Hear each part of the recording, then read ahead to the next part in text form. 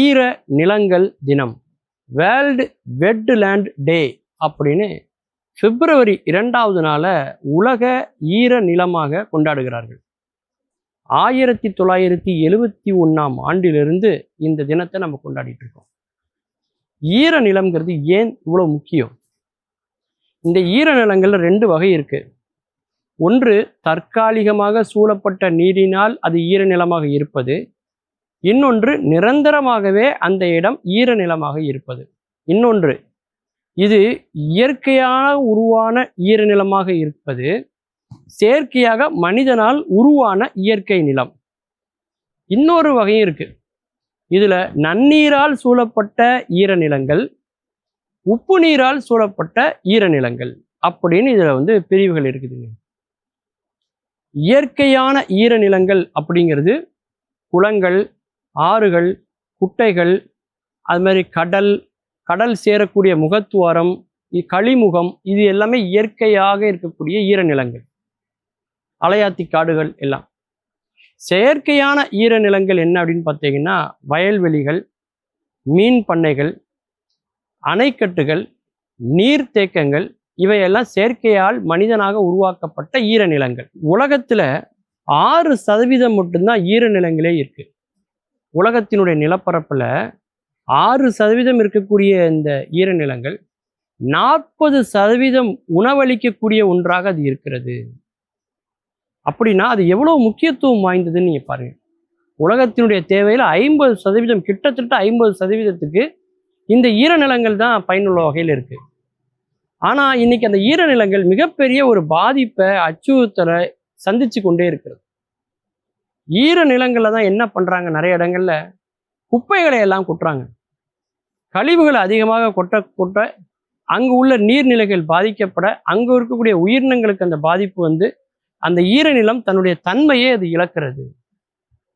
அது மட்டும் இல்லாம அரசாங்கத்தினுடைய முறையான ஒரு பராமரிப்பு, திட்டமிடுதல் இல்லாததுனால ஈர நிலங்கள்ல அவங்க பாலங்களை அமைக்கிறது, சாலைகள் அமைப்பது, அந்த இடத்துல ஒரு பெரிய தொழிற்சாலையை கட்டுவது, அல்லது தொழிற்சாலை கழிவுகள் அங்கே போய் கலப்பதற்கு அனுமதிகளை கொடுப்பது, இப்படி பல்வேறு விதமான சூழலியல் காரணங்களால அந்த உலக ஈர நிலம் தினம் என்பது இன்னைக்கு கொண்டாடப்படக்கூடிய ஒன்றா அதி முக்கியத்துவமுடைய ஒன்றாக இன்னைக்கு மாறி இருக்கு. அது மட்டும் இல்லை, இன்னைக்கு வலசை போகக்கூடிய பறவைகளுடைய பாதையிலிருந்து சூழல்ல ஏற்பட்டிருக்கக்கூடிய பல மாற்றங்கள் வரைக்கும் இந்த ஈர நிலங்கள் அழிக்கப்படுவதுதான் காரணமா இருக்கு. நம்ம சென்னையில கூட பார்த்தீங்கன்னா பள்ளிக்கருணைங்கிற இடத்துல அந்த ஈர நிலங்கள் இருக்கிறத நீங்க பார்க்கலாம். இதனுடைய முக்கியத்துவத்தை உணர்ந்து தான் ஈரான்ல பார்த்தீங்கன்னாக்கா ஒரு மிக முக்கியமான ஒரு மாநாட்டை அவங்க நடத்துறாங்க. ராம்சார் அப்படிங்கிற இடத்துல அந்த மாநாடு நடக்குது. அங்கே எடுக்கப்பட்ட தீர்மானத்தின் அடிப்படையில ராம்சார் நிலங்கள் அப்படின்னு அதை ஐடென்டிஃபை பண்றாங்க. புவிசார் குறியீடு கொடுக்கறது மாதிரி. அப்படி இந்தியாவில் எந்தெந்த இடங்கள்லாம் அந்த ராம்சார் குறியீடு பெற்றிருக்கு, அந்த இடத்துலலாம் நீர்நிலைகளை நம்ம அதிகமாக பாதுகாக்கணும், அந்த நீருடைய ஈரப்பதத்தை பாதுகாக்கணும் அப்படிங்கிறதுக்கான பல முயற்சிகளை நம்முடைய அரசாங்கங்கள் எடுத்து வர்றதுடைய விளைவு இன்னைக்கு அதெல்லாம் பாதுகாக்கப்பட்டிருப்பதனால பறவைகள் வாழக்கூடிய இடமாக அது மாறுகிறது. அங்க உள்ள நீர் மக்களுடைய குடிநீராக மட்டும் இல்லாமல் விலங்குகள் பலவற்றுக்கும் ஒரு பெரிய வாழ்வாதாரமாக அது மாறுவதையும் நம்ம பார்க்க முடியுது. இப்படி பல நன்மைகளை கொண்ட ஒன்றாக இந்த ஈர நிலங்கள் இருக்கிறத நாம பார்க்குறோம். ஈர நிலங்கள் ஏன் தேவை அப்படின்னா, 2004 சுனாமி வந்தப்போ தமிழகத்துல மிகப்பெரிய பாதிப்புகள் ஏற்படாம தடுத்ததுல மிக முக்கியமான பங்கு அலையாத்தி காடுகளுக்கு உண்டு. சிதம்பரம் பக்கத்துல எல்லாம் பார்த்தீங்கன்னா அந்த அலையாத்தி காடுகள் மண்ணை வேரூன்றி இருந்ததால அந்த பகுதிகளில் மிகப்பெரிய சுனாமியினுடைய பாதிப்பு வரவே இல்லைங்க. அந்த அளவுக்கு ஈர நிலங்கள் நம்முடைய மக்களை மிகப்பெரிய இயற்கை பேர் அழிவுகளிலிருந்து காப்பாற்றக்கூடிய ஒன்றாக இருப்பதை நம்ம வரலாற்றில் நம்ம பார்க்குறோம்.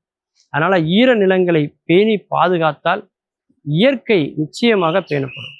மீண்டும் பல புதிய தகவல்களோடு, அதில் அறியப்படாத பக்கங்களோடு உங்களை சந்திக்கிறேன். நன்றி, வணக்கம்.